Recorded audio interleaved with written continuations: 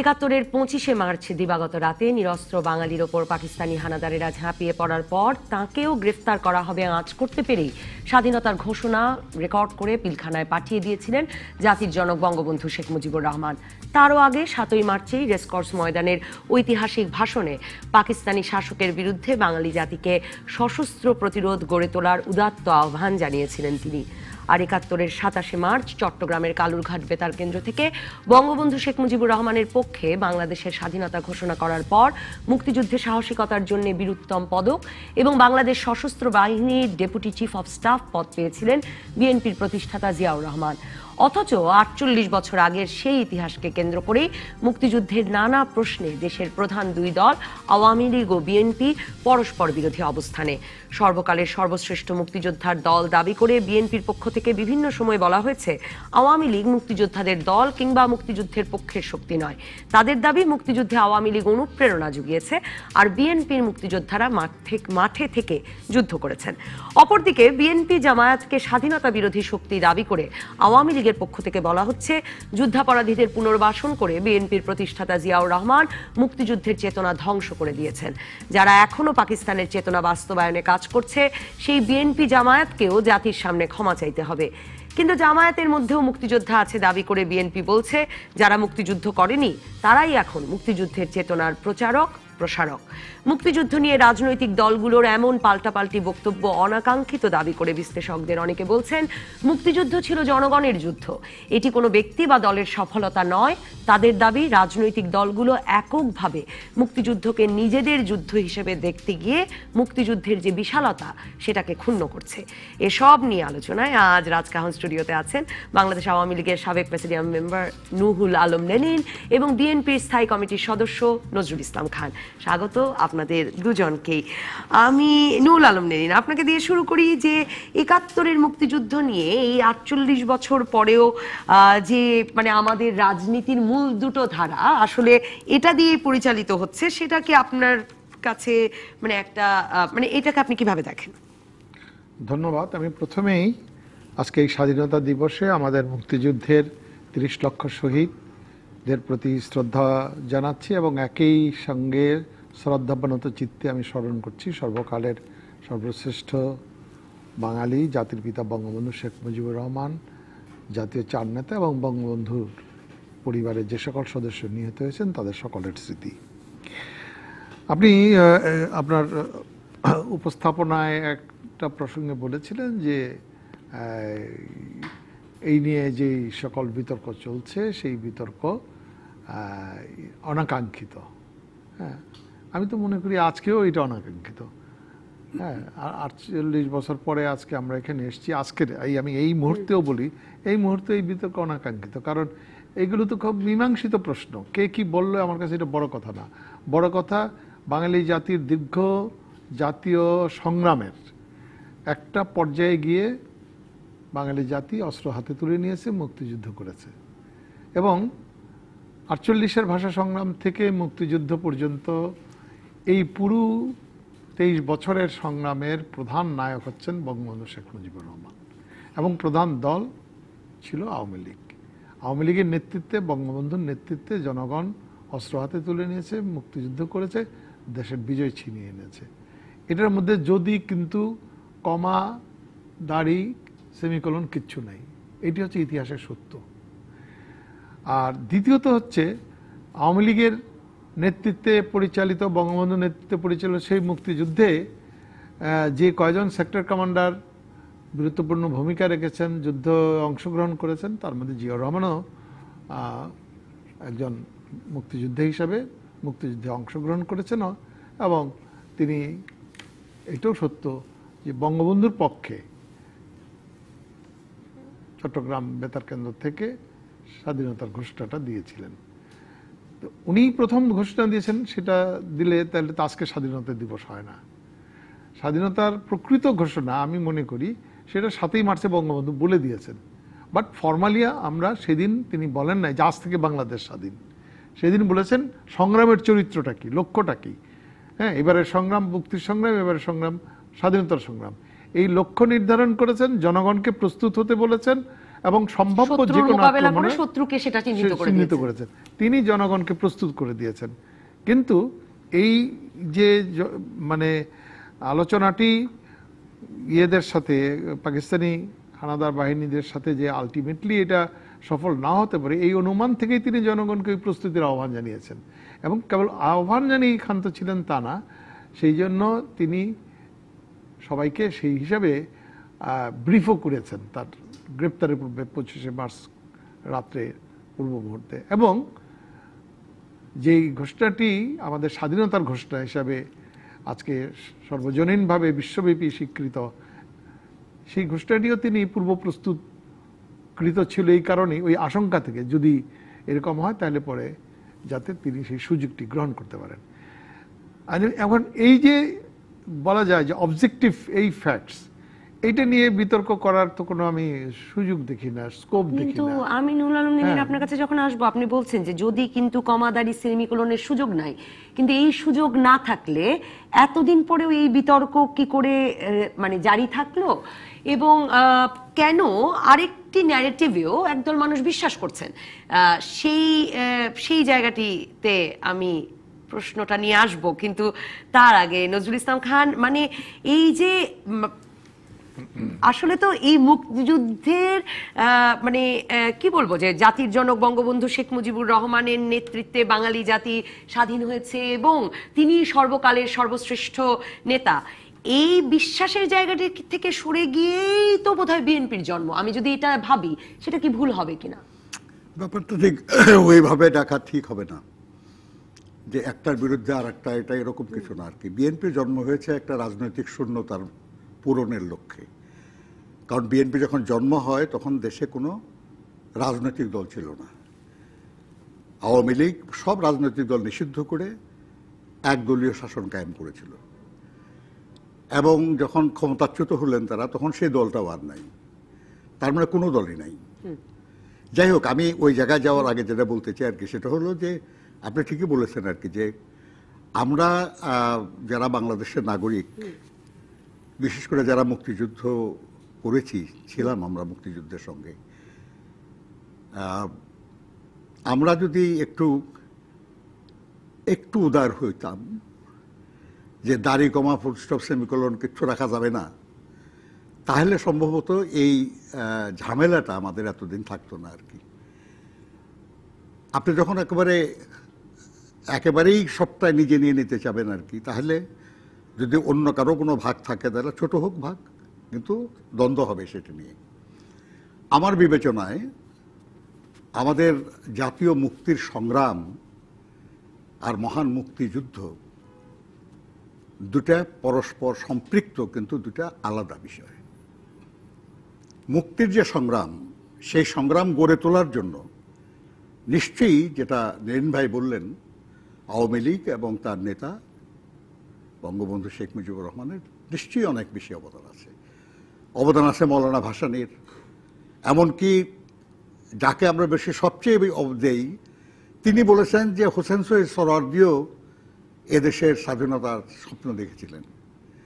শেরে বাংলা একে ফজলুল হক, সবাইকে কিন্তু আমরা কিছু ক্রেডিট দিতে হবে, কারণ সবাই বিভিন্ন সময়ে এই বাঙালি জাতির বা বাংলাদেশি জাতির তাদের মন মানসিকতায় বিদ্রোহের আগুন জ্বালিয়েছেন।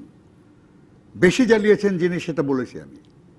কিন্তু যখন আমরা বলবো মুক্তিযুদ্ধ, সেই যুদ্ধটা শুরু হলো 25শে মার্চ রাত্রে, আজকের যে রাত্রি, গতকালকের যে রাত্রি গেল, সেই কাল রাত্রিতে শুরু হলো যুদ্ধ। সেই যুদ্ধটা কারা করলো, সেই যুদ্ধ কিভাবে হলো? এখন যদি আমরা বলি আর কি যে ইপিআর এর যে অপারেটর, তার মাধ্যমে একটা ঘোষণা হয়েছে আর কি, এটা তো মানে বিশ্বাসযোগ্য করা খুব কঠিন। কিন্তু কারণ রাত 12টার আগেই রাজারবাগ পুলিশ লাইন এবং পিলখানা আক্রান্ত হয়েছে। সেখানে কে এটা পাঠালো আর নিয়ে আসলো আমরা জানি না, অন্তত আমরা শুনি নাই। আমরা সে সময় তো বালক ছিলাম না, আমি তখন শ্রমিক আন্দোলনের একজন নেতা এবং জয়দেবপুরে সর্বদলীয় মুক্তি সংগ্রাম পরিষদের ট্রেজারার আমি তখন। এবং আমরা যুদ্ধ শুরু করেছি কিন্তু আরো অনেক আগে, সর্বদলীয় মুক্তি সংগ্রাম পরিষদ আমরা গঠন করেছি ২রা মার্চ, এবং আজকে যিনি মুক্তিযোদ্ধা বিষয়ক মন্ত্রী জনাব আকম মোজাম্মেল হক তিনি এটার কনভেনার ছিলেন, আমি ট্রেজারার ছিলাম। আমাদের 3 জন আরো বড় নেতা ছিলেন, হাই কমান্ড বলতাম, তার মধ্যে একজন আওয়ামী লীগের, একজন মার্চ থেকেই তো একটা সর্বাত্মক এবং অসহযোগ একজন চলছে, ন্যাপের হ্যাঁ। ছিলেন আর কি। এবং 5 আমি যদি তারিখে একটু আপনাকে একটু ইন্টারফেয়ারি করি নজরুল ইসলাম খান, দুটো প্রশ্ন। মানে একদিকে যেমন আপনি যেটা বলছেন 2019-এর বাস্তবতায় আওয়ামী লীগ 10 বছরের অধিক কাল একটানা ক্ষমতায় থাকবার পর আপনি যেটা বলছেন এই অভিযোগ হয়তো অনেকেরই মনে হতে পারে যে এই যে এককভাবে কৃতিত্ব দাবি করাতেই এই পাল্টা রাজনীতির সূচনা কিনা। কিন্তু আমি যদি আমার শৈশব মনে করি যে ধরুন মানে জিয়াউর রহমানের একেবারে আমলের মানে শেষ দিকে আমার জন্ম, এরশাদের আমলে আমার বেড়ে ওঠা, এই সময়টা যদি বলি তখন তো বঙ্গবন্ধুর নাম উচ্চারণ মানা, তখন তো বঙ্গবন্ধুকে অস্বীকার করে যখন স্বাধীনতা সংগ্রামের ইতিহাস লেখা হলো সেই রাজনীতিটা তো পরিষ্কার। কে বলেছে নাম উচ্চারণ মানা ছিল? মানে এখন আমরা তো পত্র পত্রিকা মানা ছিল, এমনকি পত্র সেই সময় কি পত্রিকায় আওয়ামী লীগকে বিশেষ দিন সেই সময় কি আওয়ামী লীগকে নিষিদ্ধ ঘোষণা করা হয়েছিল? বরঞ্চ আওয়ামী লীগ নামক দলটি পুনর্জন্ম পেয়েছে জিয়াউর রহমানের হাতে। কিন্তু নজরুল ইসলাম খান এটাও আপনি জানেন যে নিবন্ধনের শর্ত হিসেবে দেওয়া হলো কোন মৃত ব্যক্তির আদর্শে দল পরিচালিত হতে পারবে না, সেটিও নিবন্ধনের শর্ত হিসেবে দেওয়া হলো। এবং আমি আপনাকে যদি এটা মনে করাই যে তখনকার পত্র পত্রিকায় আসলে কি করে স্বাধীনতার ইতিহাস লেখা হতো, বিশেষ দিনগুলো স্মরণ করা হতো, সেগুলো তো এখন আবার পত্রিকাগুলো খুঁজে বের করছে এবং তাতে তো আমরা বঙ্গবন্ধুকে অনুপস্থিত পাই। বিচিত্র কোনো ব্যাপার না, পাঠ্য বইয়ে অনুপস্থিত পাই, পত্রিকায় অনুপস্থিত পাই। যারাই ক্ষমতায় থেকেছে আমাদের দেশের বুদ্ধিজীবীরাও তাদেরকে তোয়াজ করেছে, আমাদের দেশের সাংবাদিকরাও তাদেরকে সমর্থন করেছে, ফলে আপনি তারা যেমন চাইছে সেরকমই লেখা হয়েছে। কাজে এই দোষ শুধু তাদেরকে দিয়ে লাভ নাই। আমরা যে জাতি একটা সশস্ত্র পাকিস্তানি সেনাবাহিনীর বিরুদ্ধে বিদ্রোহ ঘোষণা করতে পারে, সেই জাতির বিভিন্ন শ্রেণী পেশার মানুষরা এভাবে আত্মসমর্পণ করে বিভিন্ন সময়ে, যেটা এখনো করতেছে, এটা একটা খুব কষ্টের ব্যাপার আমাদের জন্য যারা আবার পত্র পত্রিকাগুলো আমি যদি সাংবাদিকদের পক্ষে একটু সাফাই গাই যে পত্র পত্রিকাগুলোই দেখা গেল যে ওই যে 80-র দশকের মাঝামাঝি থেকে আবার বঙ্গবন্ধু শব্দ দিয়ে বঙ্গবন্ধুর নামও লেখা শুরু করলো, মানে কিন্তু রাষ্ট্র প্রস্তুত ছিল কিনা। একটা বিরতিতে যাই, বিরতির পর আবার এই প্রসঙ্গটাতে নুরুল আলম ফিরবো যে আসলে তো এই স্বাধীনতার মানে ইতিহাসটাই আমাদের রাজনীতিকেও ডিফাইন করলো। এবং সত্যিই তো যদি কমাদারি সেমিকোলন না থাকার কথাই এই ইতিহাসের ব্যাখ্যায়, তাহলে আরেকটা পাল্টা রাজনীতি দাঁড়ালোই বাকি করে। একটা বিরতির পর ফিরে এলাম রাজকাহনে। নুরুল আলম লেনিন, যেই আলোচনায় ছিলাম, মানে আসলে তো এই যে এক দলের সকল কিছু নেওয়ার যে অভিযোগ নজরুল ইসলাম খান করলেন, সেই অভিযোগ যেমন আছে, আবার আমি জিজ্ঞেস করছিলাম যে আবার একটা সময় বঙ্গবন্ধুকে মুছে ফেলার যে চেষ্টা, সেটাও তো আছে। এই দুটোই তো বোধহয় বাংলাদেশের রাজনীতিকে একরকমের ডিফাইন করে। আচ্ছা, অবজেক্টিভ ট্রুথটা কি? অবজেক্টিভ ট্রুথ হচ্ছে আওয়ামী লীগ কখনো সন্দেহ তৈরি হয় না আমাদের মনে তখন, কারণ ক্ষমতা বদলে গেলে তো অবজেক্টিভ ট্রুথও বদলে যাবে না। অবজেক্টিভ ট্রুথ কখনো ব্যক্তির ইচ্ছায় অবজেক্টিভ ট্রুথ নির্ধারিত হয় না, বদলায়ও না। হ্যাঁ, যেটা ব্যক্তির ইচ্ছা নিরপেক্ষ সত্য সেটি হচ্ছে অবজেক্টিভ। এখন আমি বলি যে এই যে ব্যক্তির ইচ্ছা নিরপেক্ষ বাস্তবতা হচ্ছে এই যে মুক্তিযুদ্ধে আওয়ামী লীগ নেতৃত্ব দিয়েছে, বঙ্গবন্ধু নেতৃত্ব দিয়েছে। আমি কিন্তু নেতৃত্ব শব্দটা ব্যবহার করেছি। কেবল আওয়ামী লীগ একা মুক্তিযুদ্ধ করেছে এই দাবি আওয়ামী লীগও করে না, কেউ বলে না। হ্যাঁ, কারণ মুক্তিযুদ্ধ চলাকালে আমরা এখনো মুক্তিযুদ্ধের পক্ষের শক্তি বলি কেন? যে আদার ফোর্সেস দেয়ার, হ্যাঁ, ছিল বলেই তো এটা হয়। এবং মুক্তিযুদ্ধের সময়ে সেই সময়ে যারা মুক্তিযুদ্ধে অংশগ্রহণ করেছে, কোনো না কোনোভাবে সমর্থন করেছে, সেই দলগুলোর নেতাদের নিয়ে একটা যেই বাংলাদেশের যে মুক্তিযুদ্ধ চলাকালের যে প্রথম সরকার, তার একটা উপদেষ্টা পরিষদ গঠিত হয়েছিল। সেই উপদেষ্টা পরিষদে মাওলানা ভাসানী একজন সদস্য ছিলেন। সেই উপদেষ্টা পরিষদে মুজাফফর নেপের সভাপতি প্রফেসর মুজাফফর আহমদ ছিলেন, সিপিবির সভাপতি মনি সিং ছিলেন, এবং কংগ্রেসের তখন নেতা হিসেবে আমাদের যে মনোরঞ্জন ধর তিনি ছিলেন। এছাড়াও এটা তো ইতিহাসের সত্য যে এই উপদেষ্টা পরিষদের সাথে সংশ্লিষ্ট রাজনৈতিক দলগুলো ছাড়াও আরো বহু রাজনৈতিক দল, ব্যক্তি, প্রতিষ্ঠান এবং রাজনৈতিক দল করেন না, কোনো সুনির্দিষ্ট পলিটিক্যাল আইডিওলজির অনুসারেই না, কিন্তু বাংলাদেশের মুক্তিযুদ্ধের পক্ষে লড়াই করেছেন, আত্মদান করেছেন। এই সকলের সমবেত প্রচেষ্টাই বাংলাদেশ স্বাধীন হয়েছে। এবং তখন নজরুল ভাই মাঝে বলতেছিলেন যে মুক্তিযুদ্ধ চলাকালে সবাই আমরা জয় বাংলা স্লোগান দিয়েছি, সবাই বঙ্গবন্ধুর নামে স্লোগান দিয়েছি। That was the reality. তাহলে আওয়ামী লীগের পাল্টা রাজনৈতিক শক্তি হিসেবে যে শূন্যতার কথা বলছেন নজরুল ইসলাম খান, একটা মানে বঙ্গবন্ধু সপরিবারে তাকে হত্যা করা হলো, আওয়ামী মানে সেই পরিস্থিতিতে যে রাজনৈতিক দলটি সৃষ্টি হলো বিএনপি, তাকে মুক্তিযুদ্ধের বিপক্ষ শক্তি হিসেবে আওয়ামী লীগ চিহ্নিত করার প্রয়োজন বোধ করলো কেন? কারণ ধরুন মানে নজরুল ইসলাম খানের দল, সে কেন মুক্তিযুদ্ধের তার মানে তিনি কেন মুক্তিযুদ্ধের পক্ষের শক্তির দল হবে না? তিনি তো অস্ত্র নিয়ে যুদ্ধ করেছেন। তর্কের দুটো ফেজ আছে, আমি বলি দুটো ফেজ হচ্ছে, একটা হলো জিয়াউর রহমানের জীবিত অবস্থার ফেজ, আর একটা হচ্ছে জিয়াউর রহমানের মৃত্যুর পরের ফেজ। জিয়াউর রহমান ব্যক্তিগতভাবে কোনোদিন, তিনি সামরিক শাসন জারি করেছেন, প্রোক্লামেশন দিয়ে সংবিধানের মৌলিক চরিত্র পাল্টে দিয়েছেন। তিনি মুক্তিযুদ্ধের সময় যারা বিতর্কিত ভূমিকা পালন করেছে, যে যুদ্ধাপরাধের সাথে যুক্ত ছিলেন, তাদের নিয়ে উপদেষ্টা পরিষদ করেছেন। এগুলো যেমন সত্য, তেমনি এটাও সত্য যে জিয়াউর রহমানের সময়ই মুক্তিযুদ্ধের যেই ইতিহাস গ্রন্থ, সেটা যেভাবে লেখা ছিল হাসান হাফিজুর রহমানের নেতৃত্বে, সেভাবেই সেটা প্রকাশিত হয়েছে।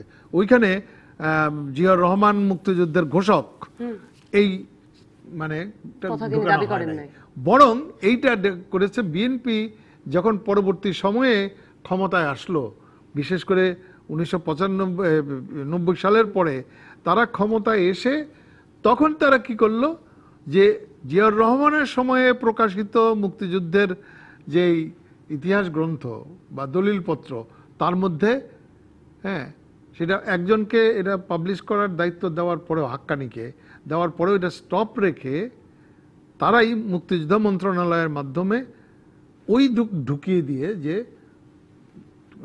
25শে মার্চ রাত্রে জিয়াউর রহমান প্রথম স্বাধীনতা ঘোষণা করেছে। মানে আপনি বলছেন যে এই যে জিয়াউর রহমানকে বঙ্গবন্ধুর পাল্টা দাঁড় করানো, এটা একটা মরণোত্তর প্রচেষ্টা। এটা আমি তো বলি যে জিয়াউর রহমান কিন্তু নিজে, বাস্তবতা হলো জিয়াউর রহমান নিজে কিন্তু বলেননি। জিয়াউর রহমান তার জীবিত অবস্থায় বিচিত্রাতে লিখেছিলেন যে বঙ্গবন্ধুর আহ্বানেই আমরা মুক্তিযুদ্ধে গিয়েছিলাম এবং আমরা তার 7ই মার্চের ভাষণেই আমরা সিগন্যাল পেয়েছি, অনুপ্রাণিত হয়েছি। কাজে জিয়াউর রহমানের জীবিত অবস্থায় কোনো সন্দেহ নাই, জিয়াউর রহমান নিজে কখনো, এটা কি আপনি মনে করেন যে মানে আসলে জিয়াউর রহমানের মৃত্যুর পর এই ইতিহাসের বিকৃতি বা বঙ্গবন্ধুর পাল্টা চরিত্র হিসেবে তাকে দাঁড় করানোর প্রচেষ্টাটা শুরু হলো? জীবিত থাকা, মরা, মৃত্যু হওয়ার ব্যাপারটা না এখানে। না, উনি তো খুব স্পেসিফিক উদাহরণ দিলেন, এটা বিএনপি আমলের স্বাধীনতার দলিলপত্র। উনি বলতেছেন যেটা, সেটা হলো যে এটাও তো আবার একটা অনুসন্ধানের ব্যাপার আর কি, যে উনি বেঁচে থাকতে হাসান হাফিজুর রহমান যা লিখছিলেন, উনি মরে যাওয়ার পরে হাসান হাফিজুর রহমানেরই লেখা কেউ পরিবর্তন করে দিচ্ছে আর কি। কিন্তু ছাপা যেটা, সেই ছাপাতে তো আছে যে উনি স্বাধীনতার ঘোষণা করেছিলেন। এবং আমরা বলি 27শে মার্চ না, কালি আপনার ইতিহাস হলো 25শে মার্চ দিবাগত রাত্রে দেওয়ানহাটে, সেখানে যখন পাকিস্তানি আর্মিদের, তারা তো সবাই যখন পাকিস্তানি আর্মি, তারা যাচ্ছিলেন ওই মাল খালাস করার জন্য আর কি, অস্ত্রপাতি। ওনাকে একজন এসে জানালো যে ঢাকায় গোলাগুলি শুরু হয়ে গেছে, পুলিশ বা রাজারবাগ পুলিশ লাইন এবং পিলখানায় গোলাগুলি চলছে, মানুষ মারা যাচ্ছে অসংখ্য।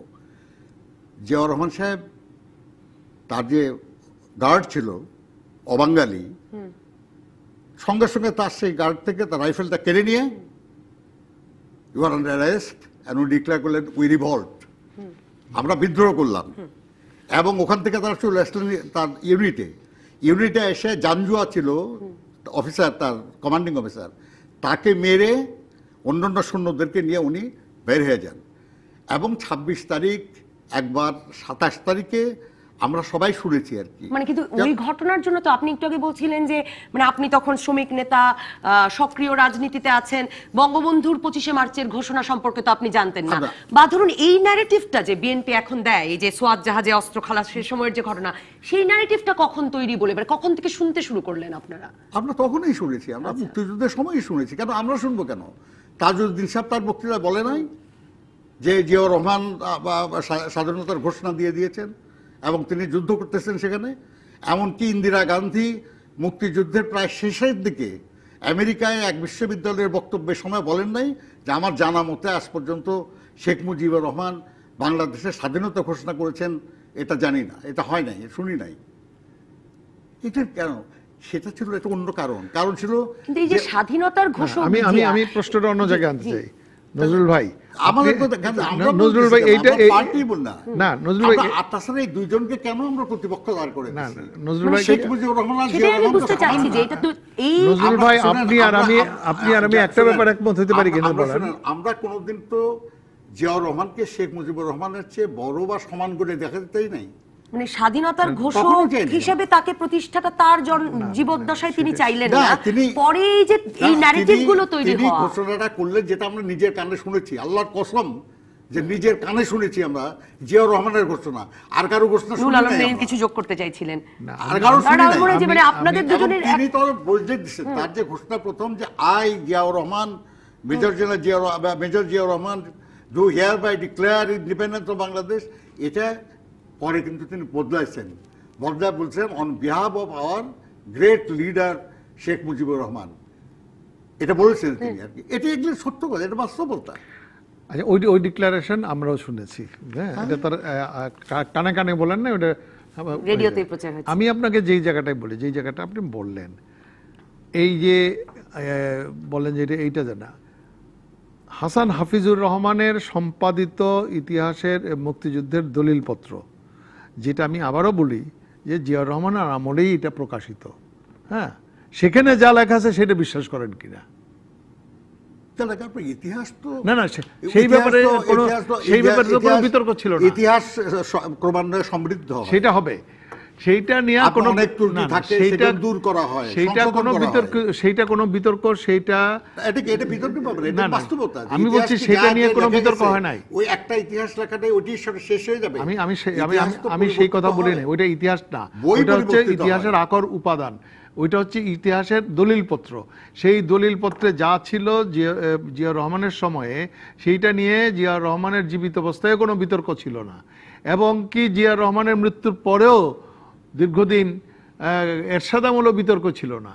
এই বিতর্ক তো হলো যখন 90 সালে বিএনপি ক্ষমতায় যাওয়ার পরে, হ্যাঁ,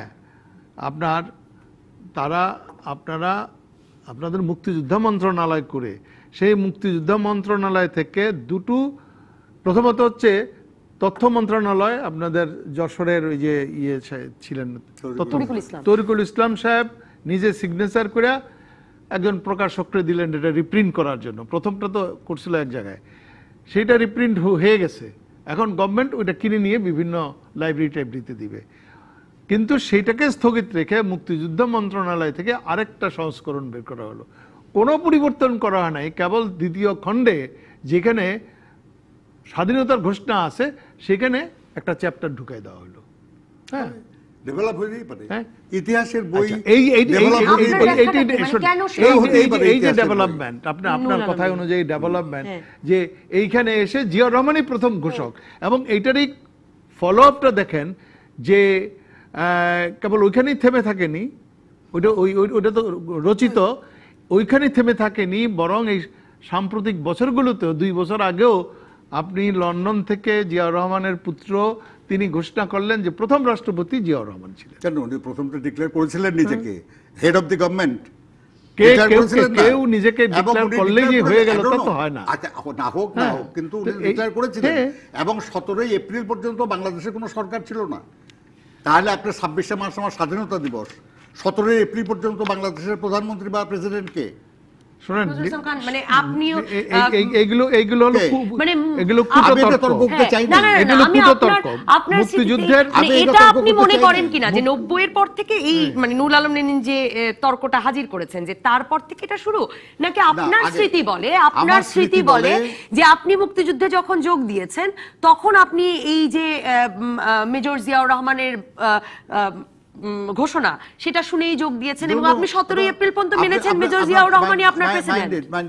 আপনার ওনার ওই বক্তব্য শুনে আমি মুক্তিযুদ্ধে যোগ দিয়েছি তা না। আচ্ছা, আমি তো 5ই মার্চ আমি আমার শ্রমিকদের নিয়ে, ছাত্র যুবকদেরকে নিয়ে আমরা যারা সর্বদলীয় মুক্তি সংগ্রাম পরিষদ ছিলাম, আমরা সমরাষ্ট্র কারখানার উৎপাদন বন্ধ করে দিচ্ছি।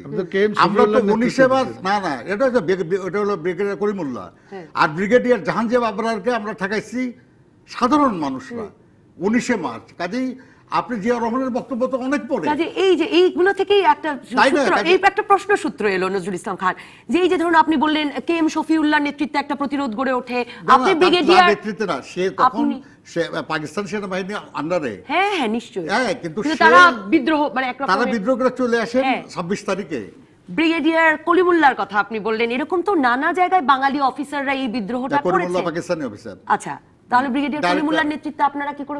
না, করিমুল্লাহ ছিল অর্ডিন্যান্স ফ্যাক্টরির ডাইরেক্টর, সেই কারখানা আমরা বন্ধ করে দিই। আচ্ছা, আমি যেটা প্রশ্ন সূত্রটা যেখানে পেলাম যে বাঙালি কর্মকর্তারা, সেনা কর্মকর্তারা দেশের নানা জায়গায় নানাভাবে বিদ্রোহ করছিলেন এবং বেরিয়ে আসছিলেন, সেখানে মেজর জিয়াউর রহমান আলাদা হয়ে উঠলেন, সেই আলাদা করে তুলতেই 90 এর পরে তাকে স্বাধীনতার ঘোষণা। 19 মার্চ কে এম শফিউল্লাহর নেতৃত্বে জয়দেবপুরের থেকে তো বিদ্রোহ করেছেন। না, শফিউল্লাহ নেতৃত্ব করেনি। শফিউল্লাহ সাহেব তখনও পাকিস্তান আর্মির অফিসার এবং আমাদের প্রতিপক্ষ, কিন্তু তাদেরকে গুলি করতে বলা হয়েছে যখন তারা উপরে গুলি করেছে। তারপরে জাহাঙ্গীর বারবার বাঙালি সৈন্যদের পিছিয়ে দিয়ে তার সাথে থাকা যেসব পাকিস্তানি আর্মি আর কি তাদেরকে সামনে দিয়ে তাদেরকে দিয়ে গুলি করাইছে এবং আমাদের লোকরা মারা গেছে। না, কিন্তু আমাদের শফিউল্লাহ সাহেব আমাদের বিরুদ্ধে ছিল না, কিন্তু পরের দিন তো তার সঙ্গে আমরা বাইরে আমরা অস্ত্র কালেকশন করছি, তো ঠিকই তো আমি বললাম আমরা লুট করেছিলাম। আমি একটু বিরতিতে যাই, আমি আসলে এসে বুঝতে চাইবো যে আসলে কি যে 90 এর পর থেকে এখন একটু জামায়াতে ইসলামী নিয়েও কথা বলবো, যে আসলে আপনি শেষ করার আগে কথা বলি, মানে এরকম তো বিদ্রোহী বাঙালি অফিসার তো মানে অনেকেই ছিলেন, মেজর জিয়াউর রহমান খুব বেশি না, কারণ বাঙালি অফিসারই তখন কম আপনি ছিল। একে খন্দকারের বই পড়েছেন আপনি, জি, এরকম আরো অনেকের বই পড়েছেন আর কি, এবং অনেক রাজনীতিবিদদের বক্তব্য আপনারা পাইছেন আর কি, যে মানুষ সবাই মুক্তিযুদ্ধের পক্ষে ছিল এবং এই পক্ষে নিয়ে আসা মানুষকে এই ব্যাপারে অবদান সবচেয়ে কার বেশি, এটা আমরা আলোচনা করেছি। কিন্তু ওই একটা দুঃসহ মুহূর্ত যখন পাকিস্তানি আর্মি আক্রমণ করেছে, আমাদের নেতাদের কাউকে খুঁজে পাওয়া যাচ্ছে না, সেই সময় একজন আর্মি অফিসারের যে বক্তব্য, যেটা রেডিও শোনা গেল, এটা বহু মানুষকে উদ্দীপ্ত করেছে, এতে তো কোনো সন্দেহ নাই। আমি ওনাদের সঙ্গে দ্বিমতকালে ওই জায়গায় করি যে আপনার কোনো শেয়ারই দিতে রাজি না তার কোনো ব্যাপারে, কথা বলছেন, ওইটুক যে উদ্দীপ্ত করা সেইটুকের ক্রেডিট তো দিবেন। একটা বিরতিতে যাই, বিরতির পর আবারও ফিরি এই আলোচনায়। দর্শক থাকুন রাজকাহনে, ফিরে এলাম রাজকাহনে। নজরুল ইসলাম খান, আলোচনা তো শেষও করতে হবে, এই আলোচনা এবং এই বিতর্ক খুব শিগগিরই হয়তো শেষও হবে না, কিন্তু আমি আপনাকে যদি জানতে চাই যে আসলে এই যে মানে বঙ্গবন্ধুর মৃত্যুর পর বিএনপির প্রতিষ্ঠা উত্থানের সময় আসলে ধরুন স্বাধীনতাত্তর বাংলাদেশে যেই মুক্তিযুদ্ধের চেতনার ভিত্তিতে যে রাষ্ট্রীয় 4 মূলনীতি নিয়ে গণতন্ত্র, সমাজতন্ত্র, ধর্মনিরপেক্ষতা, বাঙালি জাতীয়তাবাদ, এর ভিত্তিতে যে সংবিধান রচিত হলো, সেই রাষ্ট্রীয় 4 মূলনীতিকে পাল্টে ফেলে যে নতুন আরেকটি মানে রাষ্ট্রের আসলে যাত্রা শুরু হলো, যাতে আওয়ামী লীগ সবসময় মনে করিয়ে দেয় যাতে গোলাম আজম নাগরিকত্ব নিয়ে দেশে ফিরলেন, যাতে গোলাম আজম নাগরিকত্ব নিয়ে দেশে ফেরে নাই, গোলাম আজম দেশে ফেরার পরে মামলা করে নাগরিকত্ব ফিরে পেয়েছে, মানে গোলাম আজম দেশে ফেরার সুযোগ পেলেন, যাতে যুদ্ধাপরাধীরা মন্ত্রিসভায় স্থান পেতে শুরু করলো। এই পরিস্থিতিতেই আসলে বিএনপিকে এই মানে জিয়াউর রহমানের স্বাধীনতার ঘোষক এই চরিত্রটি, পাল্টা চরিত্রটি দাঁড় করাতে হলো কিনা এত বেশি মাত্রায়? আমি বলি আপনাকে, ইতিহাসটা কি? বাংলাদেশের সবচেয়ে নৃশংসতম হত্যার ইতিহাস হলো 15ই আগস্টের। সেই ইতিহাসের পরে ক্ষমতায় কে ছিল? খন্দকার মোশতাক কোন দল করত? তার মন্ত্রিসভার সদস্যরা কোন দল করত? সবাই আওয়ামী লীগ। তখন যে সংসদ সেটা বহাল ছিল, তার স্পিকার এবং সদস্যরা বহাল ছিল, তারা সবাই আওয়ামী লীগের লোক। কাজেই ওই ঘটনার পরে জিয়াউর রহমান আসছে তা না, তারপরে জিয়াউর রহমান যে পাল্টা রাজনীতিটা নিয়ে এলেন সেটা আসলে মুক্তিযুদ্ধের মূল স্পিরিটের বিরুদ্ধে বলেই। আপনি একটু আগে লেন ভাই বললেন জিয়াউর রহমান সামরিক শাসন জারি করেছে, টোটালি ভুল। সামরিক শাসন জারি করেছে খন্দকার মোশতাক আহমেদ, কিন্তু তারা জিয়াউর রহমানকে মেলাইন করার জন্য এটা বলতেই থাকেন আর কি। তো ওই সামরিক শাসন, যে সামরিক শাসন জারি করলো খন্দকার মোশতাক আহমেদ, এবং তার সিএমএলএ হলো আইসিএসের পরে জাস্টিস সাহেব, সেই সময় সংবিধানের কিছু পরিবর্তন হয় এবং তারপরে জিয়া রহমান সাহেবের সময় হয় কিছু, এবং সেগুলো গণভোট করে সেগুলো তো পাশ করানো হয়েছে, মনে রাখবেন। গণভোট করে, আগে ওই সংবিধানে ছিল যেটা ওনারা এবার উঠায় দিচ্ছেন, 99% ভোট পাইছিল। আপনারা উঠায় দিচ্ছেন এবার আপনারা। আপনি আগে একটা জিনিস ছিল যে সংবিধানের কোনো গুরুত্ব না, এই আবার ভোটের প্রসঙ্গ আসলে, ওই গণভোটের প্রসঙ্গ আসলে নানা কথা আসবে, তার উত্তরে আপনি আবার নানা কথা বলবেন। আপনি কিন্তু এটাই তো একটা গণতান্ত্রিক প্রক্রিয়া। কিন্তু নজরুল ইসলাম খান, মানে আপনি একটা প্রক্রিয়াটাকে পাল্টা আপনার রাজনীতিটা তো ওই মুক্তিযুদ্ধের পক্ষের থাকলো না, মানে সেই রাজনীতিটার মধ্যে আপনি একরকমের মুক্তিযুদ্ধের পক্ষে থাকলো না কেন? আপনি গণতন্ত্র রইল, যেটা এখন নাই, কিংবা একদম মানে মুক্ত বেড়ে পড়ে আছে আর কি, সেটা তো ছিল। জাতীয়তাবাদ ছিল, আপনি বাঙালি জাতীয়তাবাদ বলে সামরিক শাসককে তো এরপরে অপেক্ষা করতে হলো, তার দল গঠন করতে হলো, তারপরে সাধারণ নির্বাচনে যেতে হলো, মানে গণতন্ত্র প্রতিষ্ঠার পথ খুব দীর্ঘ হলো এরপরে বাংলাদেশে। সেও বিতর্কেও না যায়। দল তো খালি বিএনপি গঠিত হয় নাই, সেই সময় অনেক দল গঠিত হয়েছে। এবং আমি তো বলি আর কি, যে যদি গণতন্ত্র বলেন তাহলে গণতন্ত্র প্রতিষ্ঠা হয়েছে তো সেই সময়ই, কারণ গণতন্ত্র বলে যে সব মত সব প্রকাশের অবাধ সুযোগ থাকবে, যেটা সেটা গণতন্ত্র। পাকিস্তান আমলে কমিউনিস্ট পার্টি নিষিদ্ধ ছিল, আমরা বলতাম এটা গণতন্ত্র না। তারপর আবার ইসলামিক সংগঠন নিষিদ্ধ ছিল, ওটাও গণতন্ত্র না। গণতন্ত্র হলো সবাই রাজনীতি করবে, যেমন ইন্ডিয়াতে জামাতে ওলামা হিন্দ আছে, আবার শিখদের খালসা পার্টিও আছে, ভারতের বিজেপি বা শিবসেনাও আছে, সবাই আছে সেখানে। এই গণতন্ত্র তো বিঘ্নিত হয় নাই। কিন্তু বাংলাদেশে এইরকম সবাইকে রাজনীতি করার সুযোগ জিয়াউর রহমানই দিচ্ছেন, আর কেউ দেয় নাই। কাজে আপনি গণতন্ত্র নষ্ট করছে জিয়াউর রহমান তা না, গণতন্ত্র শক্তিশালী করার চেষ্টা করেছে। হ্যাঁ, কিন্তু মানে ওই যে ওই প্রশ্নগুলোর উত্তর দিলেন না, যে একটি ধর্মনিরপেক্ষ রাষ্ট্র গড়বার যে অঙ্গীকার নিয়ে বাংলাদেশ যাত্রা শুরু করেছিল, সেটাও আপনি একরকমের আওয়ামী লীগেরই অঙ্গীকার মনে করেন? একটা বলি আপনাকে, এই অঙ্গীকার ইনফ্যাক্ট কারোরই তো ছিল না। আচ্ছা, 6 দফার মধ্যে ছিল না, 11 দফার মধ্যে ছিল না, 21 দফার মধ্যে ছিল। ধর্মনিরপেক্ষতা এবং তারপরে ধরুন বাঙালি জাতীয়তাবাদের পাল্টা যে বাংলাদেশী জাতীয়তাবাদ, আমি বলি ধর্মনিরপেক্ষতা এবং সমাজতন্ত্র, এই দুটা শব্দ কোথাও ছিল না। 6 দফাতেও না, 21 দফাতেও না, এমনকি 11 দফাতেও না। নুরুল আলম লিলির এই কথাটা বলার পরে আমার সত্যি মনে হলো যে এটাই বোধহয় কি মানে মুক্তিযোদ্ধা নজরুল ইসলাম খানদেরও একটা, বা জিয়াউর রহমানের মতো মুক্তিযোদ্ধা এরকম একটি পাল্টা রাজনৈতিক দল তৈরি করলেন ওই রকম একটি জায়গা থেকে, যে আসলে তো ধর্মনিরপেক্ষতা সমাজতন্ত্রের রাজনীতি তাদের নয়। না, এখানে নজরুল ভাই খুব অনেস্টলি বলেছেন তার কথা, কারণ উনি ওনার পজিশনে যে ধর্মনিরপেক্ষতা নেয় সবসময় ঘোষণা করেই যে ধর্মনিরপেক্ষতা হয় তা তো না। তাহলে বাংলাদেশের মুক্তিযুদ্ধটা কি ছিল? ওটা কি মুসলমানের যুদ্ধ ছিল, না হিন্দু মুসলমান বৌদ্ধ খ্রিস্টান সকলের মিলিত যুদ্ধ? আচ্ছা, এবং সেই মিলিত যুদ্ধটার মানে যে ঘোষণাটা বঙ্গবন্ধু দিয়েছিলেন 25শে মার্চ দিবাগত রাতে, হ্যাঁ, যেটা নিয়ে উনি যখন ওইটা বললেন, আমি কারণ হচ্ছে কতগুলো লেজিটিমেসি আছে, ইতিহাসের লেজিটিমেসি কেউ চেঞ্জ করে দিতে পারে না। বঙ্গবন্ধুর ঘোষণা 26শে মার্চ রাতের ঘোষণার ভিত্তিতে বাংলাদেশের গভর্নমেন্ট গঠিত হয়েছে, এবং এইটা 10ই এপ্রিল 1971 সালের 10ই এপ্রিল নির্বাচিত সংসদ সদস্যরা একত্রিত হয়ে প্রোক্লামেশন, হ্যাঁ পাকিস্তানেই তো নির্বাচিত হবে, তখন তো আর বাংলাদেশ হয় নাই, নির্বাচিত তো পাকিস্তানেরই হয়েছে, এবং পাকিস্তানের জনগণই বঙ্গবন্ধুকে মেজরিটি ভোট দিয়েছে, এবং তিনিই ছিলেন বাংলাদেশের প্রকৃত মুখপত্র, তার মানে অধিকার, এবং সেই কারণেই স্বীকৃতি পেয়েছে। এই যে তাদের যে অধিকার বা ক্ষমতা আর কি, as representative of the people, এটা অস্বীকার করি না আমরা, ঠিকই আছে। আমি বলি তাই যদি অস্বীকার না করেন তাহলে পরে ওই যে পার্লামেন্টের সদস্যরা তারা একত্রিত হয়ে 10ই এপ্রিল তারা প্রোক্লামেশন অফ ইন্ডিপেন্ডেন্স একটা মানে গ্রহণ করলেন।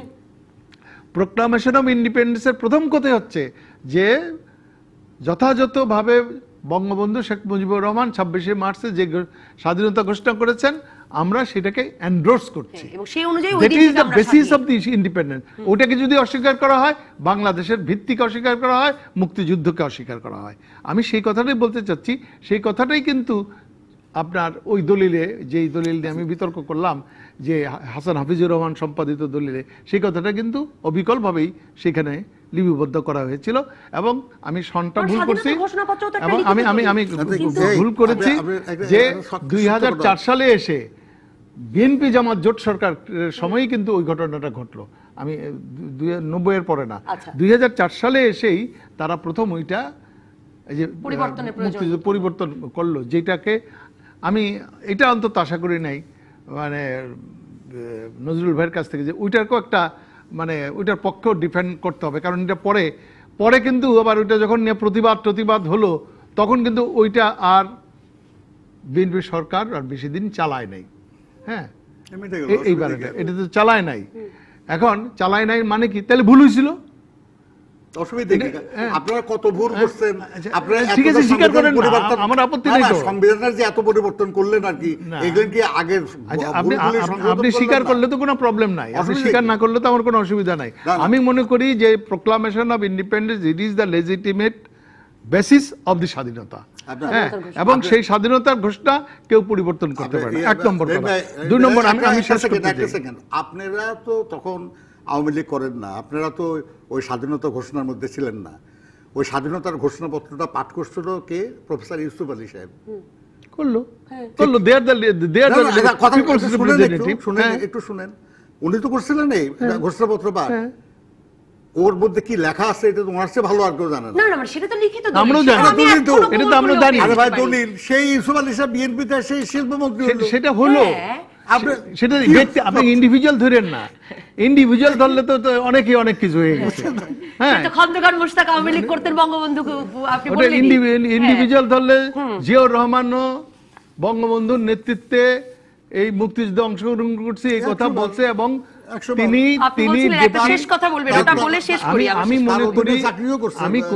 আমি মনে করি যে বাংলাদেশের মুক্তিযুদ্ধের চরিত্রটাকে এইটা পরে বঙ্গবন্ধু মানে ধর্মনিরপেক্ষতা ঘোষণা করেছেন। বাংলাদেশের পরে ভারতবর্ষ যে ধর্মনিরপেক্ষ রাষ্ট্র 47 সাল থেকে, তারাও কিন্তু অফিসিয়ালি করে নাই, তাদের সংবিধান সংশোধন করেছে বাংলাদেশ যখন ঘোষণা করেছে ধর্মনিরপেক্ষতা তারপরে। হ্যাঁ, but in fact the India was মানে ধর্মনিরপেক্ষ। এবং বাংলাদেশের মুক্তিযুদ্ধটা কি, এই মুক্তিযুদ্ধটা যদি ধর্মনিরপেক্ষই না হবে তাহলে পরে আমরা কি বলবো? এটা কি মুসলমানের যুদ্ধ? এই রাষ্ট্রীয় মূলনীতি নিয়ে আরেকদিন আলোচনা করতে হবে, হয়তো সেখানেই বিতর্কের সূচনা। আমাকে শেষ করতেই হবে। অসংখ্য ধন্যবাদ নজরুল ইসলাম খান, ধন্যবাদ নুরুল আলম। আপাতত বিদায় রাজকাহন থেকে।